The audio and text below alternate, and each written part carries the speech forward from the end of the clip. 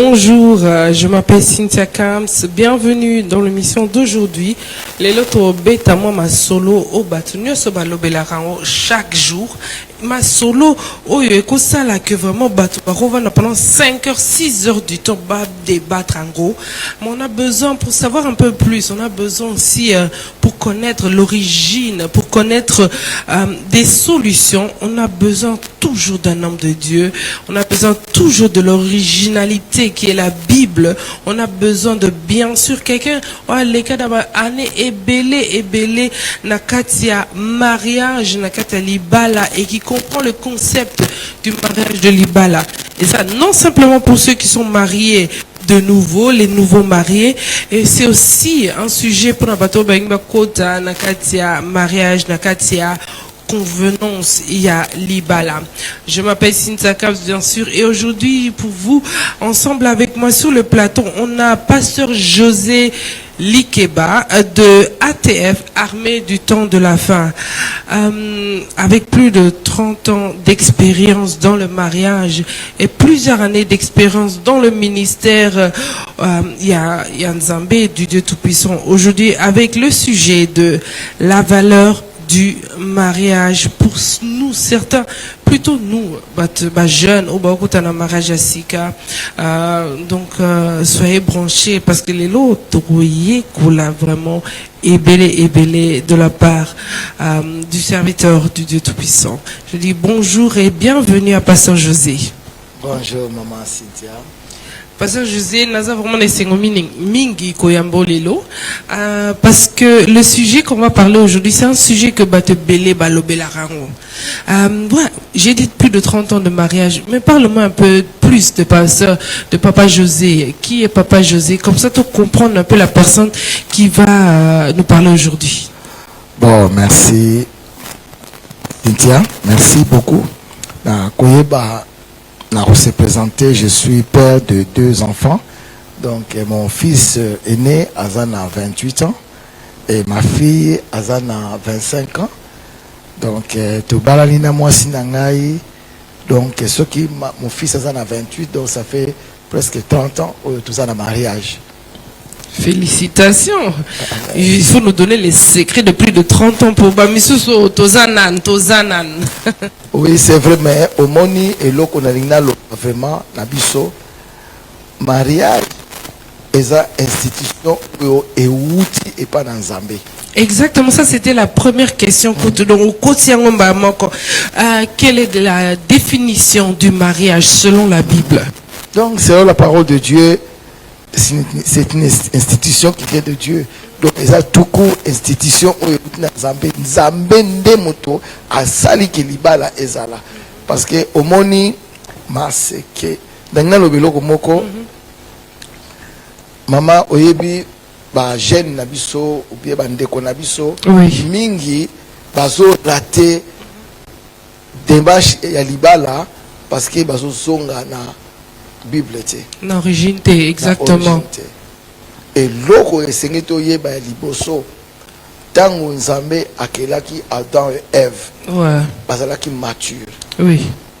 Mais aujourd'hui, tout le monde a côté le mariage sont encore des enfants.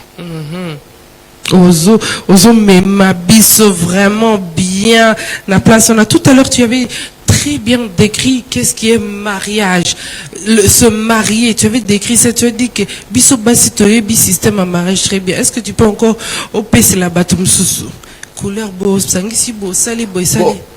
Tango na oui na lobaki bo eloko moko na lobana yo maman bino basi boyebi tango bazoba mariage ko marier biloko olata pantalon ya couleur bleue olati chemise ya verte olati okozwa skolem sozui écharpe moko otie et concorde couleur mais au marier yango donc au marier yango alors bino boyebi biloko na malamu alors soki oyebi biloko na malamu oyebi ke couleur na couleur et ça la signification nango couleur na couleur et ça la tendance nango yo koko linga bleu mais nga na lingi verte tango na lobi na lingi verte yo lobi bleu tout ça toujours que mais il faut na yeba pourquoi nga na linga verte pourquoi yo linga bleu. OK. To luki terrain d'attente to marier yango siko parce que verte azana caractéristique na ye ayebi ndenge ni na esika bato mosusu balingaka verte alobi ke nalingaka nature mosusu alobi bleu nga bleu en tout cas le ciel est bleu. Ouais. Donc ayebi pourquoi alobi bleu. D'accord. Mais sikoyo nakoloba te ke parce que nga nalingaka verte naloba ke yo mpo olinga verte. Ok. Yo sikoyo na bleu na yo ekosala harmonie soki osangisi na ngai na verte na ngai verte yo bleu tosangisi ekopesa yango tobengi mariage. Je crois que ce qui est très important qu'on peut se rappeler d'ici que mariage est ça concordance, il y a différence. Donc toi tu es différent, moi je suis différent, mais surtout sangisi yango to pesi yango moi elengi morobo yango nemte salaka mariage ka ne bo sala pondu. Na yango moko za elengi te mais so bo sangisi yango bien. Ça donne dégâts. Parlons un peu de mariage traditionnel et mariage de l'église. Totangi Bible de A jusqu'à Z, d'en haut jusqu'en bas, on parle de mariage. Mais on ne définit pas c'est quoi mariage tradition, c'est quoi mariage d'église. Et là, on est qui est plus important quand on parle de mariage, cérémonie de mariage. Omoni, ouais, n'engolobi cérémonie, eza na cérémonie, eza na fête, mais mariage liboso tokomona na Genèse tant to bengi mariage traditionnel tomoni yango na Genèse tango Abraham akomaki mokolo alobi na serviteur na ye oyo azalaki le plus ancien dans sa maison alobi okokende kozwa mwasi mpo na mwana na ngai Isaac. Donc il a dû quitter et akendeki maboko pamba te azalaki na biloko ebele et atamboli nzela mulai po akenda tina Mésopotamie. Oui, yango wana tobengi mariage parce que akendeki maboko pamba te akendeki na badot etango asali prière alobi mwasi oyo ngai nakosenga ye mai oyo apesi nga mai na mela e na ye moko apesi ngai apesi pe bato oyo ngai basana ngai donc ye wana akozala mwasi ya mon fils donc fils ya patron na ngai do ya maître na ngai Isaac. Alors tout le monde a que tango akendeki na famille mususu donc eloko libose utaka na famille akena famille mususu comment yo bolingani na mobali oui c'est vrai ça la kingana yo futo solo to yokana mais famille il faut ezana parce que mariage c'est appelé famille. Ouais. Ah, ok. Donc il y a quand même une différence. Il n'y a pas quelque chose qui a plus d'importance. Est-ce mariage d'église ou bien mariage à famille? Est-ce qu'on peut dire un est plus important que l'autre? Ou bien il faut obligation? Et tambolaka, mariage au yutolo ba église, toujours on a Genèse. D'accord. Toujours on a Genèse et pas Nzambe à lobina. Moi sina mobile a créé Adam et Ève. Toujours on a Dieu yemoko à bénir bango. Yango to yaka nango ti lona l'église tout ce monde longue ça vous compter mariage ya famille to moni oyo ya Isaac na Rebecca mariage wana oyo la famille donc coutumier to benga coutumier donc et on Isaac zéro répondre et puis troisième et ça la mariage oyo to kedaka l'état yo zu kombo na nganga zu kombo na ngeta ke mubali to kena l'état donc yo soki to tambola ça faut l'état eyeba. Vous êtes marié pour te dire que vous êtes célibataire ou bien vous êtes marié. Marié, exactement. Donc l'État fait. Donc nous sommes ça. Il faut être en règle dans tous les trois domaines. Ok, j'espère que Bozo comprend. Malé, mais ceux qui attaillent aux autres là. Donc l'anda interview avec Papa José Likeba, Tozo Kota na Mozindo. Il y a 30 ans, plus de 30 ans de mariage. Parlons un peu des difficultés. Bah, jeune fille est belle, même bah, maman est belle. Mikolo, bazan a problème encore. Le problème c'est que à l'époque, l'homme était non seulement la tête de la famille, mais aussi l'homme qui était le provider. Comment on peut dire provider? Celui qui co-pouvoir pour la famille, co-pouvoir pour la couple. Mais Mikolo, na époque autocomi basi ebele ba comme que pouvoir omoni bangonde siko baza la tête si on peut dire comme ça na couple et famille. omoni eloko lobi c'est vrai le problème autre zomona lelo et tournera toujours et tourner na époque il y a Jésus peut problème on ezalaki. OK. Ouais.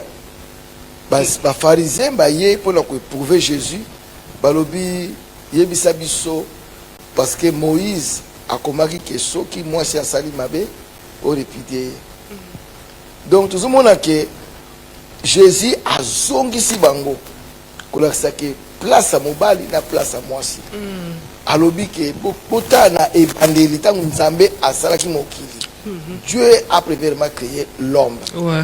Et alobi na moi si une aide semblable à zalana mobali pour à aider mobali. Bon, c'est l'homme qui pouvoir. Ouais. C'est l'homme qui pouvoir. Lelo na génération na biso tout le monde avec émancipation. Ouais. Donc moi si il fait ça là, mobali fait ça là, Ouais. na coup ya vie.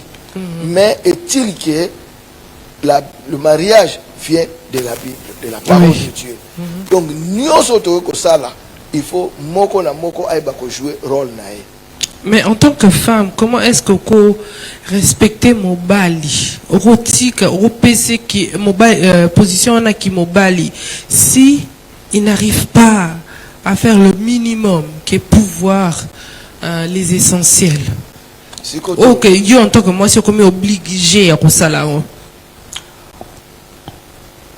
ce qui Jésus a zongisaki ba pharisien na ebandeli. Donc cela veut dire que dans la situation nyonso na problème nyonso, il faut to zonga na ebandeli, il faut to yeba rôle. Chacun a son rôle à jouer. Mobali a son rôle à jouer, moi c'est un rôle à jouer. Ce qui sikoyo moi si parce que comme moi c'est un bon mingi koleka mobali. Oui. Mais il faut aller ba rôle naie eza nini dans mariage. OK. Tu vois? Parce que quand tu es marié, aux na état mususu, état au nango, donc tu dois maintenant Hollanda au suivre chemin oyo eza déjà tracé pour les mariés. L'homme doit jouer son rôle. Dans le baka une fois dans le baka mariage, eza le nzambe aza institué mtaza institué qui mariage. Donc mariage eza eloko oyo neti nzambe yé aza le fondateur, il y a le Saint-Esprit aussi qui est là, oyo aza aide, oyo aza asali loko la scénario. Moko na moko azo jouer rôle na l'homme, tu dois jouer ton rôle étant que homme, étant que mari. La scénario oyo nzambe a tracé comme la femme. Parce que femme a pouvoir a commis alobi que non ngai mutu na lesaka yo, ngai mutu na salaka boye pozwa. Alors au moment atiki siko rôle na ye. Chacun doit jouer son rôle. Ça peut être que Yaoundé et le réseau décourager bah, jeunes filles et bello aussi de se marier. Ou bien une fois qu'ils sont mariés, il y a Kotika Nalibala parce que bah, Nandaku, je ne voyais pas importance à papa. C'est maman qui faisait tout. Donc ça veut dire que peut-être dans le Zouapé, mon bal, il y a bien té qui va pouvoir prendre charge et ma charge de c'est tika na peut-être c'est ça et l'autre vous êtes découragé bah jeune fille bah se marier ou bien que une fois qu'ils sont mariés maintenant c'est quoi bah on a ils ont tambola bien té divorce. Omoni maman eloko na ko loba pona nani na bandaki na lobaki ne bandeli tangu nzambe akelaki Adam et Ève bazelaki mature. Bazelaki mature. Donc bazelaki déjà une personne adulte. Ceux qui déjà posa enfant mariage tant on a adulte na yebi responsabilité na ngai. L'homme c'est lui qui doit pouvoir aux besoins de sa femme. Yanda ko na l'homme. Ya on va dire que l'homme doit quitter. Ako quitter nini? Azo quitter oh azo quitter étape moko pour côté étape mususu. Taba bika azo quitter ba parents. Azala ki nani pa ba parents. Dépendant, azaki dépendant aussi à ba parents. Maintenant tango a quitter bango a qu'est-ce qu'on s'attacher donc a commis responsable. A commis responsable mature. Ouais.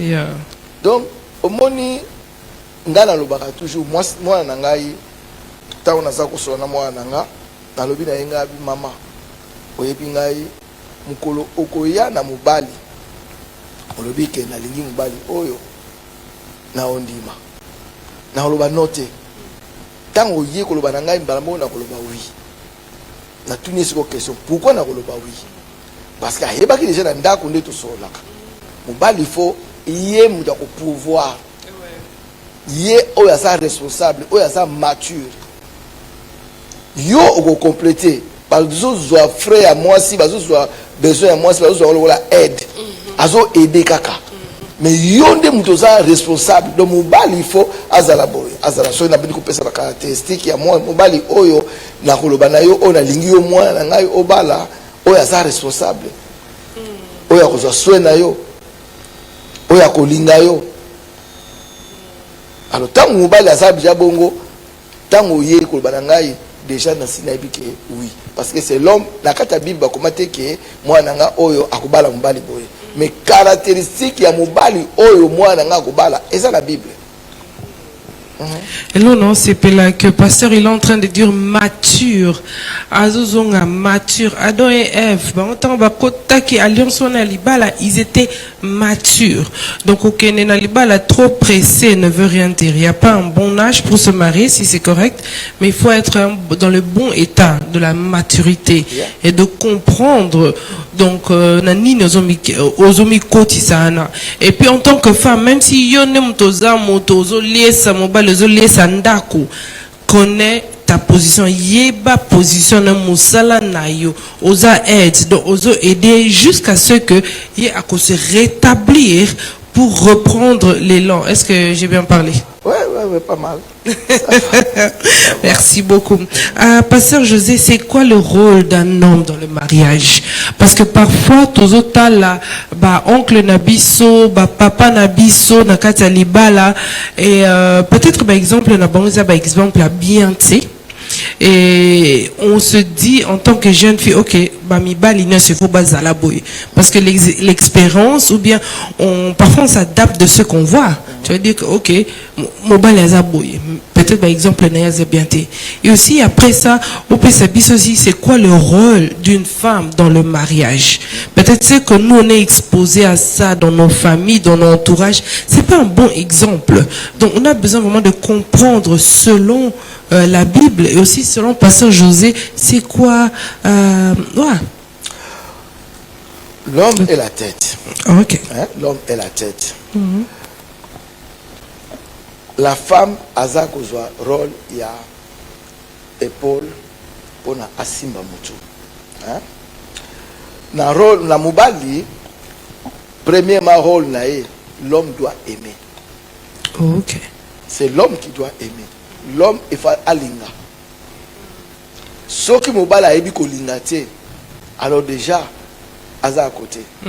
Parce que à l'andine il faut kolandanzo te forme te, mais le cœur doit aimer. L'homme doit quitter. A ko quitter fonction o ya salaki nango pour na ko s'attacher na fonction ya responsable. L'homme, c'est lui le pourvoyeur. C'est lui qui va pourvoir aux besoins de sa maison, de la femme, de sa femme. L'homme doit valoriser. C'est l'homme qui va valoriser sa femme. Pour ça qu'on peut sa moi c'est une valeur.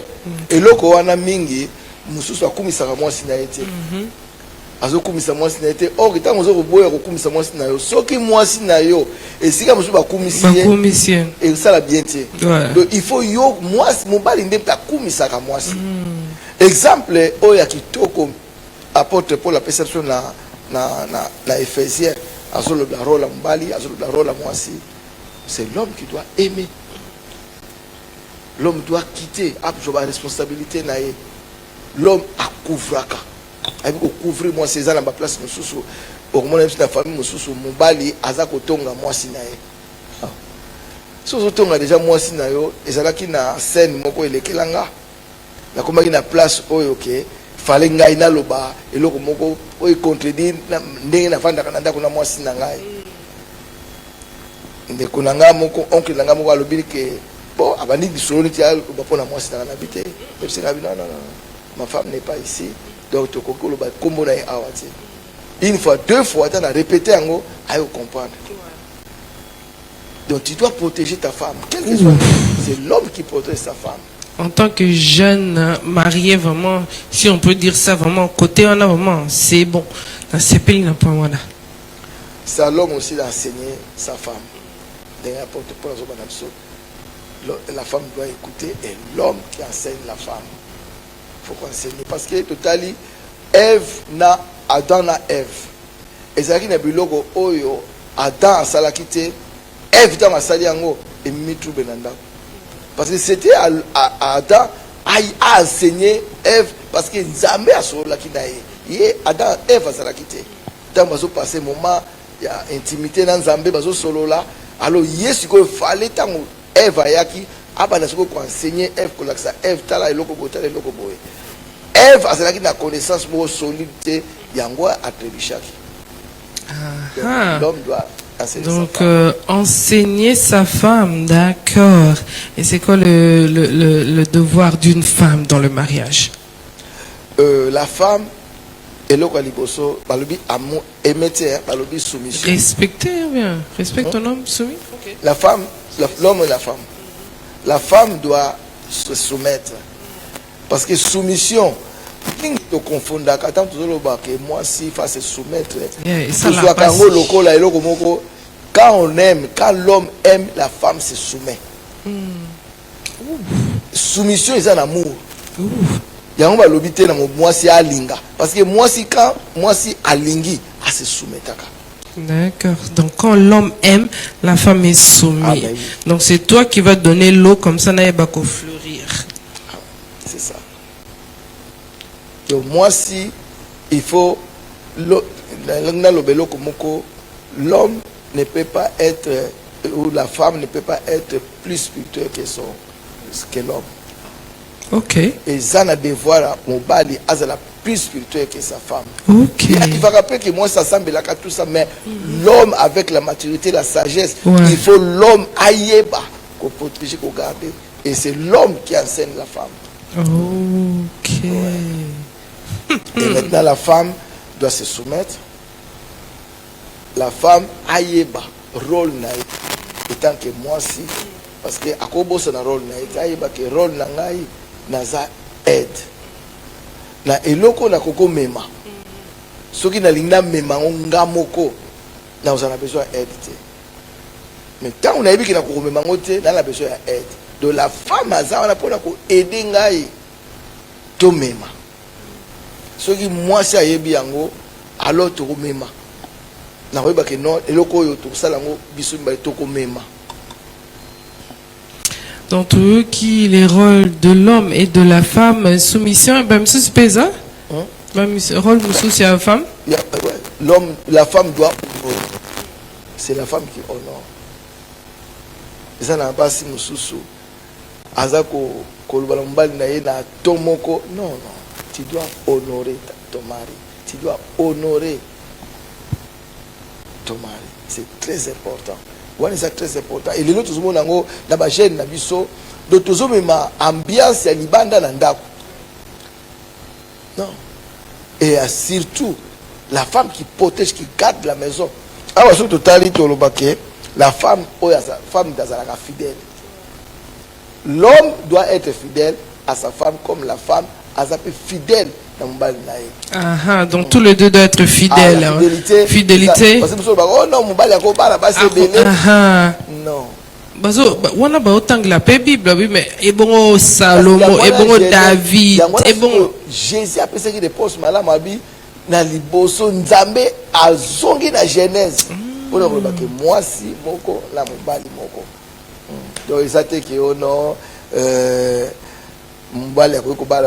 selon notre tribu, selon école on a biso boyo wana nyosa. Parce que moni Bible mingi libala mingi mabala mingi eza fondé te na Bible.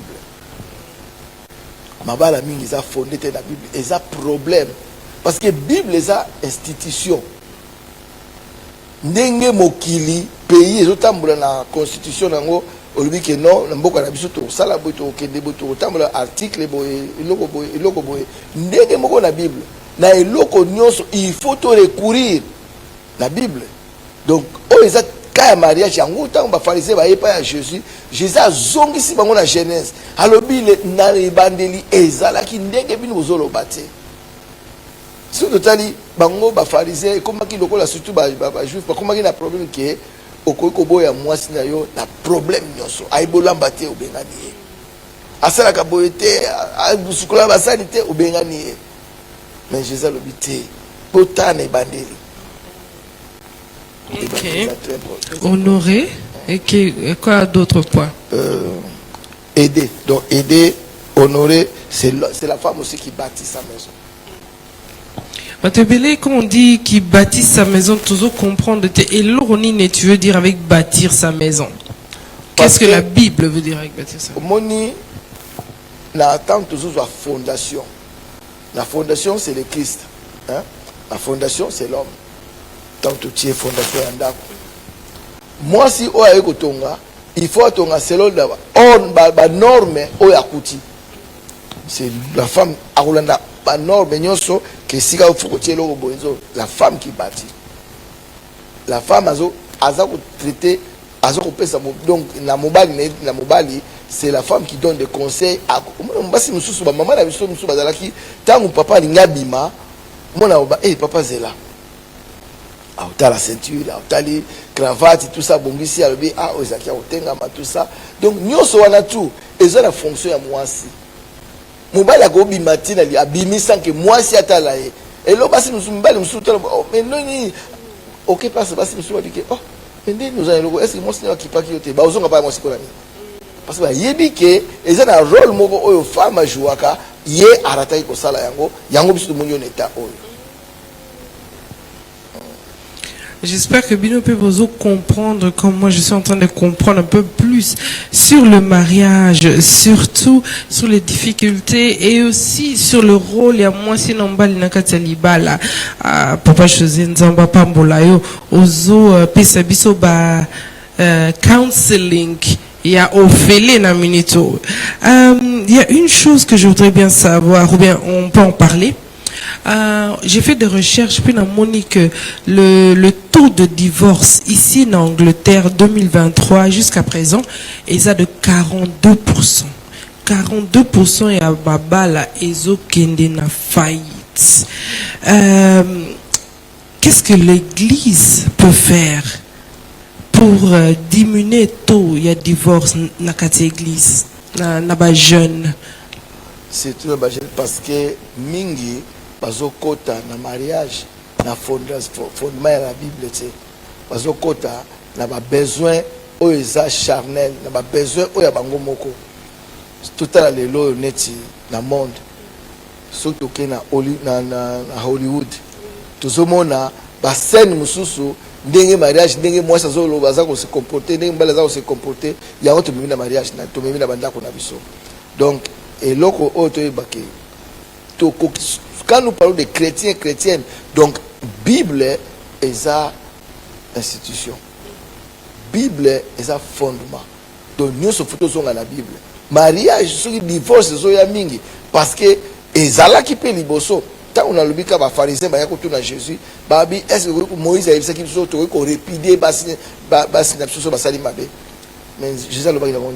Abiza pona posa imiter manabino, direte imiter manabino, ne Moïse a le baki bongo. Mais botala ne bandeli. Donc to zonga toujours na Bible. Il faut mariage to zonga na Bible. Constitution est très très capital. C'est très très capital. Il faut que zonga na Bible. Parce que sinon Nzambe a sala ki moi cité na moi baka non. Il y a beaucoup de gens Babalaka, surtout les jeunes dans l'église, après 1 an et 2 ans, tout le monde est content, mariage est salamé. Mais une chose que je trouve que dans Mona, peut-être dans Mona pété, il y a moins de thérapie, de marriage counseling. Je sais pas comment on appelle ça en français, mais thérapie de mariage, peut-être. Il n'y en a pas vraiment beaucoup dans les églises congolaises. Ou bien ils ont mais pas de qui part en côté. Si, ezali. Parce que l'église, le fonctionnement de l'église, ezali. Tu prépares quand pour la bandini. Mais on comprend que les jeunes nous déjà pour il y a une étape que vous allez commencer par ça. L'homme, yo jeune garçon, jeune fille, tala, beaucoup que la herbona, herbone, beaucoup que sika boité. Il faut que vous bandenge nini, mais au moment où nous sommes déjà souvent dans le bango pour la expérience d'angai.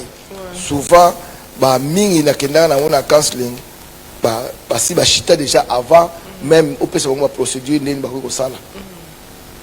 Au bon de l'Anzambé, au laxi bango bitala, ça va, mais à partir à boyer, aux on a su nzela oyote, bo banda boyer.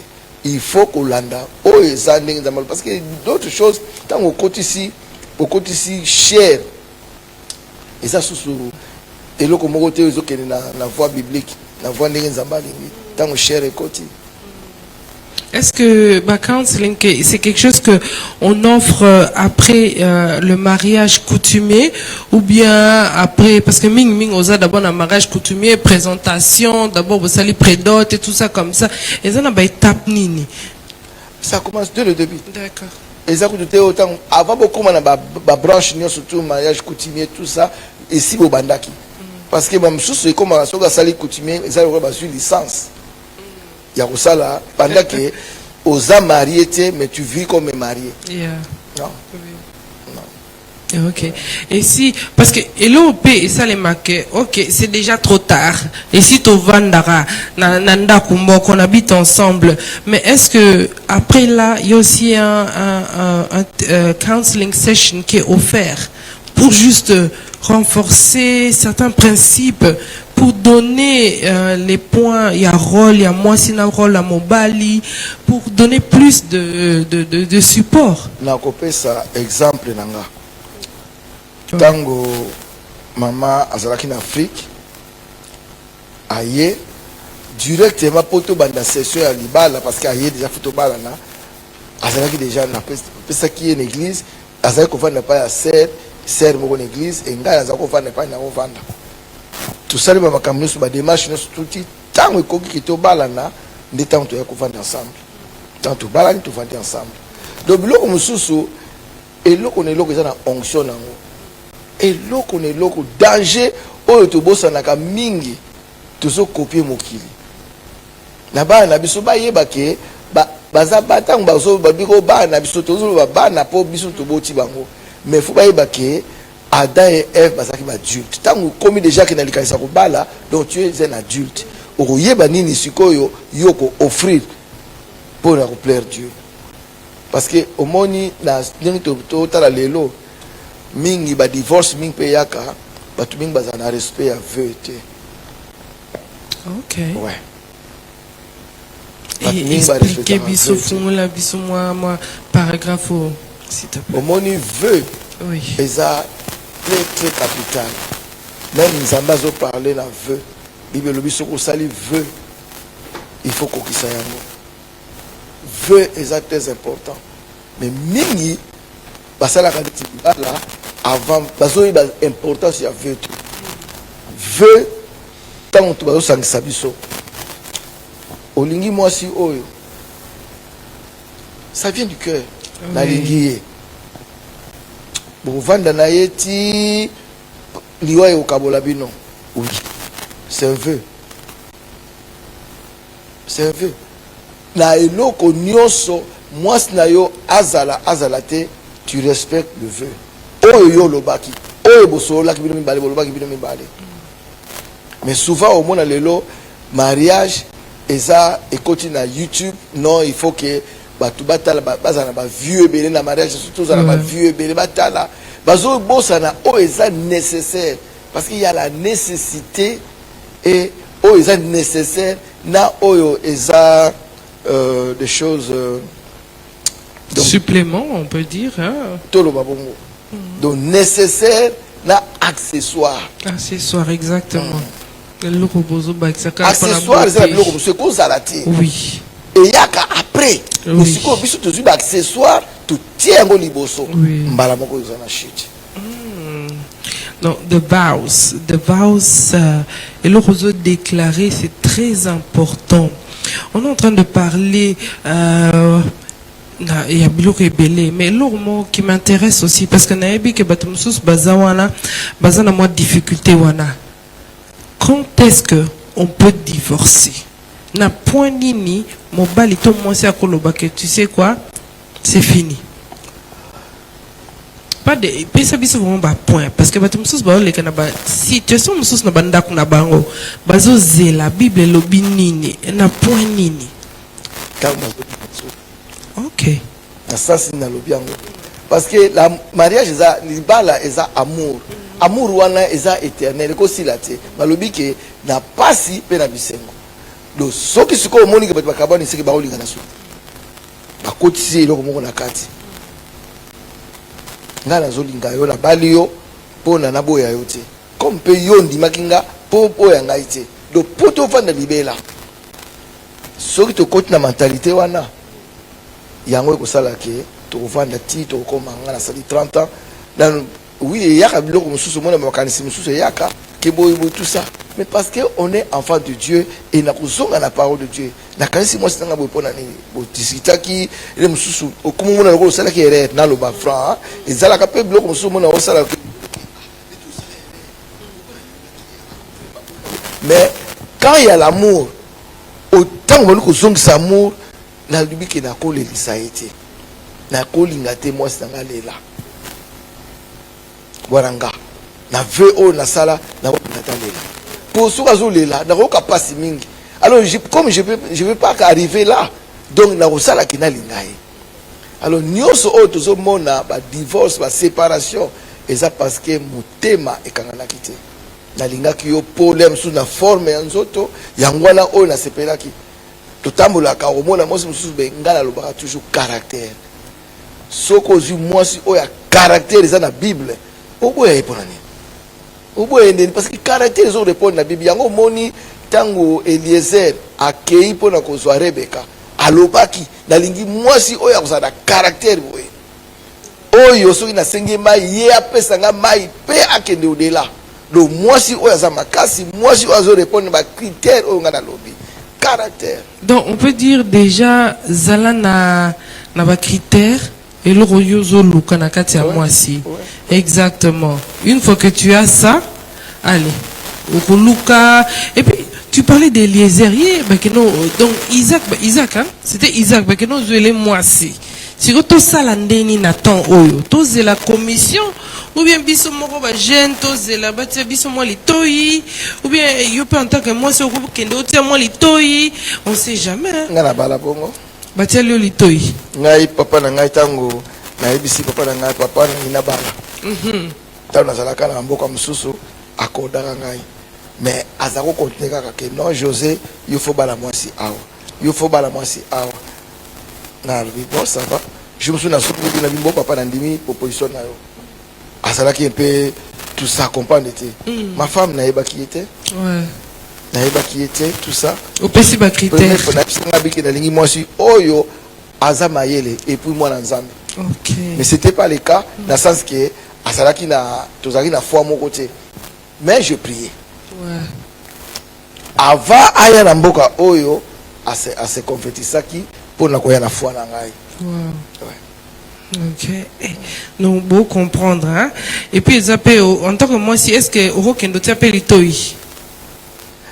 Bon, au monde, principe mususu, et ça va principe oyo ke to loba que moi ça va dans mobilité. Mais ce qui n'a yebi que mobali wana azana caractère oyo mobali ngana lingaka. Il ne fume pas. Asa mobali oyo respectera basi tout ça. Les musu akoza na faiblesse moko ya koloba. Ya koloba ouais. Moi ce ko aider. Parce que tu es l'aide parce de que l'homme. on a gazo répondre à ba critère na yo. Moi c'est koloba.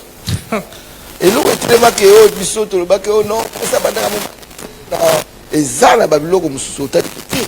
Ba yo gazo répondre à ba critère. Pourquoi avancer? Nani solo d'abord. Oui. Mais aux ala ndenge koloba, au pesa e passage. Ouais. Pour ya kuma okwe na place oyo yo lingi. Exactement. Maman, balobi. Mais c'est ils en ont sens, ils en ont raison.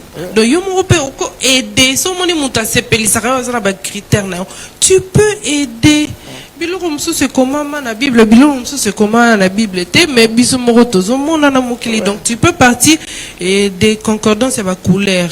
Biso mo ba mama toyebo salango, donc tu peux aussi concorder c'est que toi tu aimes bien avec l'autre personne. Et c'est le mariage à kitoko, mais toujours naki bonzambe.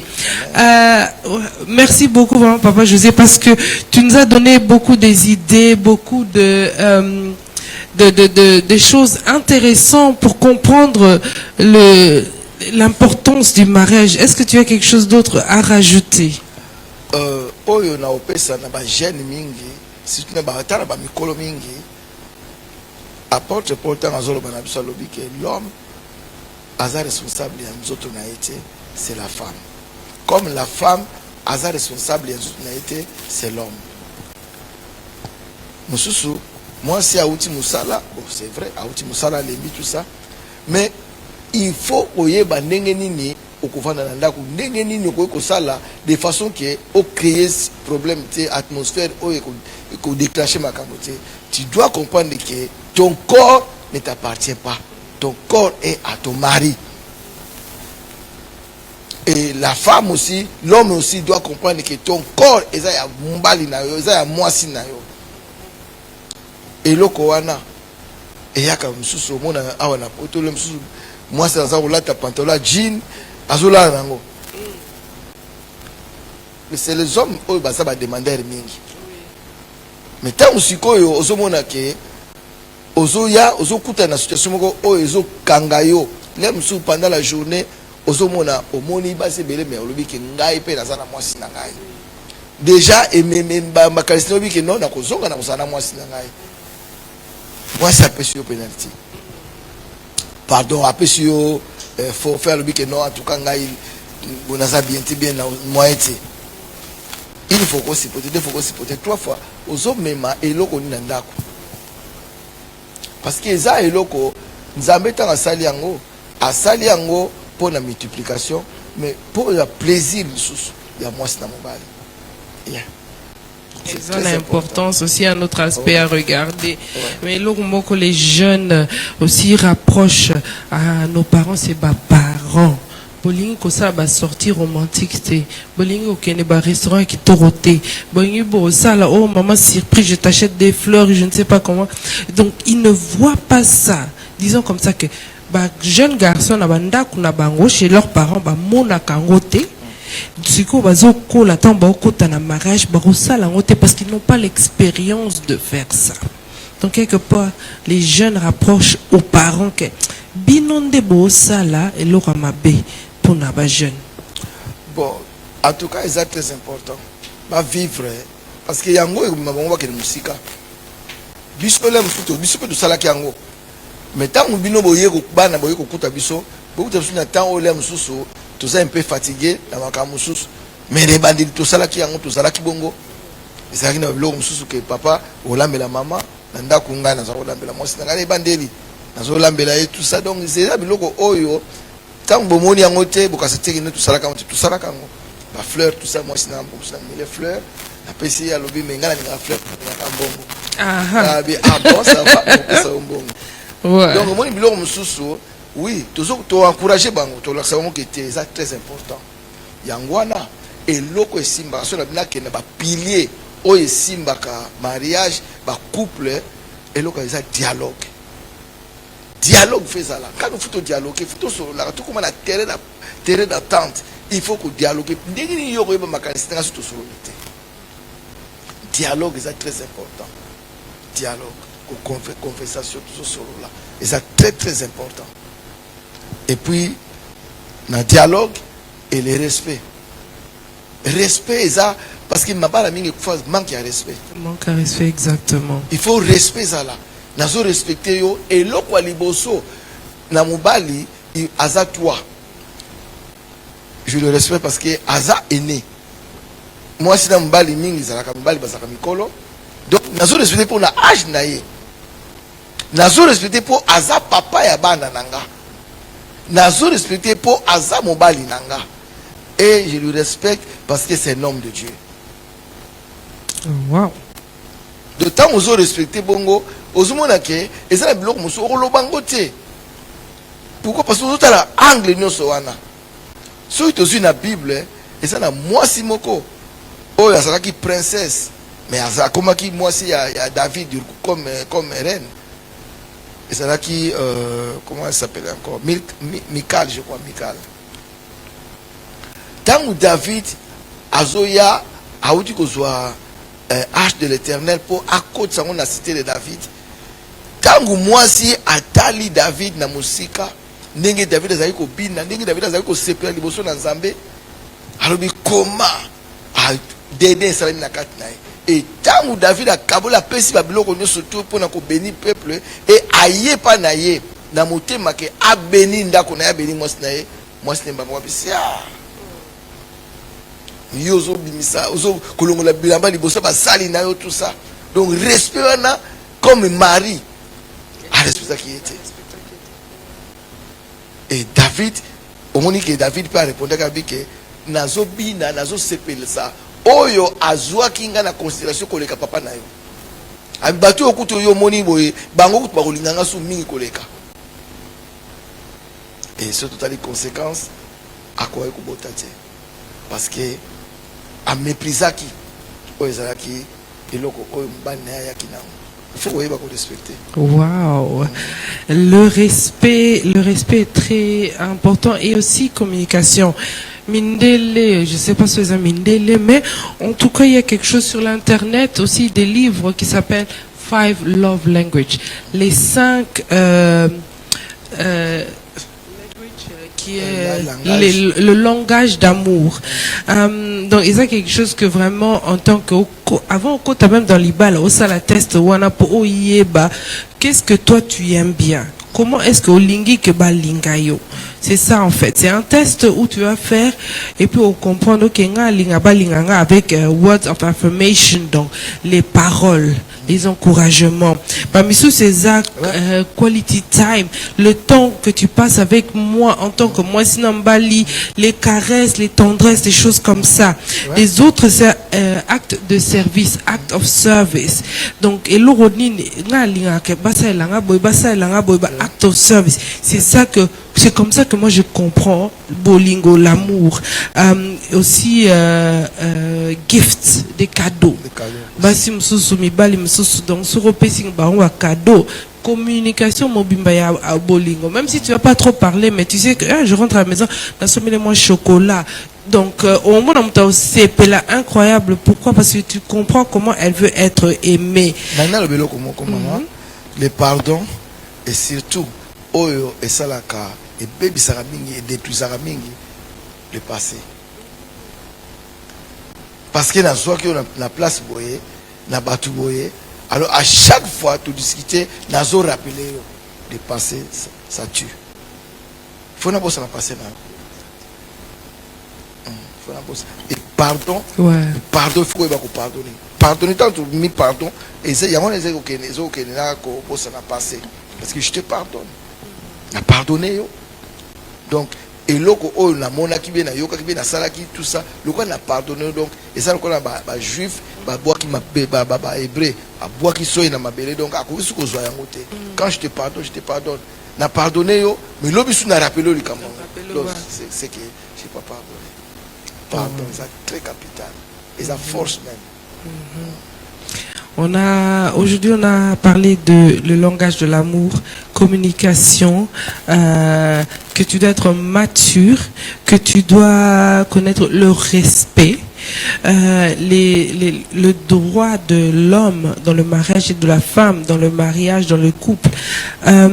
J'espère que Batebele Obayebaki ils se sont rappelés encore parce que bisous ce site Toyoka mais un mot Toyoka mais Toyoka bien parce que un mot écoute bien donc on est là pour juste réveiller encore une fois de plus la conscience aussi la connaissance mais de ta part et l'ironie tu veux que Batouba retirer l'interview au Tosali key point Ezanine selon toi au moni na Éphésiens Tango a parlé na homme, comment l'homme doit aimer sa femme, tout ça comme Christ a aimé, ce qui est difficile.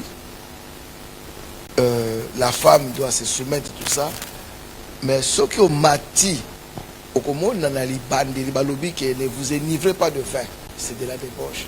Soyez au contraire remplis de l'esprit. C'est le Saint-Esprit qui conduit tout. Saint-Esprit face à l'école. Parce que ceux qui ont dirigé bino avec l'harmonie du Saint-Esprit, donc gaffe, erreur, faute, et vous arrêtez. Parce que vous avez si vous avez l'homme doit faire ceci, la femme doit faire ceci, mais il faut l'aide du Saint-Esprit. Ouais. Yangwa n'apporte pas la bandit à Koloba. Avant comment l'homme, la femme doit aimer, l'homme doit aimer, la femme doit se soumettre à bandit. Ne vous enivrez pas de vin, c'est de la débauche. Soyez au contraire remplis de l'esprit. Comment? Dans la cantique, on va à énumérer. Yango de vous avez la harmonie dans. Ouais. On voit vraiment que la Bible a parlé de tout. Et vraiment en détail aussi, c'était Éphésiens 2, hein? Éphésiens 6, je crois. Éphésiens 5, 6. Exactement, 5, 6. Donc, beaucoup Tanakati, Wana. Et une autre chose que je voulais savoir, est-ce que ceux qui les l'ont mutu aligné approché Papa José a s'appelé une interview, dit non, Papa José, je suis pas encore mariée, mais quand même dans l'Ingana, moi cours, moi counseling, déjà comment être pour m'apprêter déjà, comme ça tant réseau, je suis prête. Il faut accepter le conseil. Parce que tant que vous y vous avez un conseil. Donc vous allez prête ou prêt, il y a koyoka. Parce que vous avez un point où vous avez déjà. Déjà ça passe. Parce que vous avez besoin, et tant que vous y toujours toujours toujours. Donc le mariage, il faut toujours la parole de Dieu. Donc il faut épuiser la connaissance de la bisoté, la forme, ailleurs. Non, toujours dans la Bible. Et tant que vous avez un conseil, counseling, non, ce que tu dois faire, c'est que tu as un loco ou moins à l'ingakate. Pourquoi faut toujours que ça aille? Pourquoi pour pousser à ça? Comme vice versa. Et je pense que même si vous êtes déjà dans le mariage, même si après 10 ans, mariage ou bien couple, tu peux toujours encore avoir le counseling, les conseils. Très important. Parce que tu apprendras toujours. Exactement. Et là, on se passe dans la salle Kango, du coup, le bâtiment qui est malade. Ouais. Et là, on se passe dans la salle mais au yébité, au message, au message, au salle mais ça malade. Mais jour où on apprend de et là, on salle et là, on le baka, et ça bien, donc, on salle aux une décision. Ouais, il y a des choses. Pour un bref, dernière question avant tout comme à la fin, l'importance de le mariage selon toi et Zanine. L'importance du mariage selon moi, selon la parole de Dieu, selon la Bible. Selon toi, selon la parole de Dieu. En tout cas, c'est la communion. Il faut communion. Importance, il faut Jésus azala nakati. Oyo salake parce que tant on respecter Jésus, tant on rapporte pour la zolo banabiso que l'homme doit aimer sa femme comme Christ a aimé. Si vous avez Christ dans l'ingaki azala kindegeni. Andimi souffrance, andimi humiliation, andimi nyoso na pour nini pour protéger femme. Et la femme doit se soumettre comme l'église. Donc nous surtout pour le mariage, en tout cas pour réussir, parce que sur Nathalie, il faut toujours la Bible. Il faut toujours la Bible. Ils ont facilité, hein? Ils ont facilité, mais il faut toujours la Bible. Il faut la préparer déjà pardon. Ils ont montré facile à pardonner, même pas à vous pardon. On me dit sorry. Sorry. Pas si peu bien. Sorry, bah tu vas sorry. Ah sorry. N'a le sorry te, n'a pas pardon. Pour pardon, ils ont le comme point bi mais ça passe n'importe lobby wana. Pardon ça passe mais tant au lobby ango, sincèrement na motema, obike ah. Ce qu'on linga au bango te, donc na conduire yote na dimension wana. Donc comme le sika wana au salon ma bébé na senga pardon après. Non. Vraiment, on a koloba maman. Bana na biso il faut baye bake baza na Bible baza les cartes que ono balanda YouTube balanda oyo ezoleka na ba YouTube ba view na makambo na bango libala ekomi ke non succès ngai bayaki ebele boy na boy tout ça non ba ko respecter vœu. Merci beaucoup, Pasteur José. Vraiment, Nazu est belé. De mon côté, le respect. Et en tant que femme, y a place dans la famille. Même si, peut-être, yom todo ça, certaines choses que ton mari ne fait pas, y a quand même place nayo. Et aussi, retourner au début. Donc, au quote, nga kopesa nga ba quote ya David azaki na basi belé. Oh, Salomon azaki na basi belé comme si comme ça non. Zonga ne bandelia Adam et Ève, on était moi et toi. Donc, merci beaucoup na batunios au balandi. Pasteur José, je suis sûr que bamsou se bazana ba otuna maintenant. Ce pasteur incroyable na sepeli vraiment na ba conseil naé. Comment est-ce qu'on peut le contacter et puis le culte c'est où et à quelle heure? Toza na Stratford, toza armé du temps de la fin. Donc, tout bandaka 14h, 16h. Bon, Soki bakozwa, baota na se, eza na téléphone ou bien adresse n'est pas contacter. Donc, je suis là. Dans le bar toujours que dans un pasteur sans frontières. Donc, frontières ils ont raté dans le ensemble. Donc, nous sommes welcome parce que tout ça armé, tout ça bunda, tout ça tonga pour la gloire aux Zoya, armée du temps de la fin. Donc, merci beaucoup. Armée du temps de la fin avec Pasteur José, papa de 2 enfants, le mari de maman, maman Adeline. Adeline Lokeba. Donc, venez.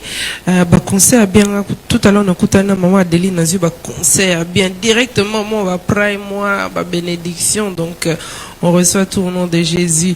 Merci, Nabatunyo Sobatalaki. Et n'oubliez pas. Zonga ne bandeli. Koko tibilo mususu teo balwa batela ki bino bapesa ki biso. Zonga ne bandeli. Et n'oublie pas, il faut être mature. La communication et le respect et beaucoup d'autres choses. Donc, ces vidéos, bandela ne bandeli, tindela pe batumususu, qui sont mariés ou bien pas encore mariés, c'est toute une école, tout un cours. Merci beaucoup, Pasteur José. Merci beaucoup. À la prochaine fois.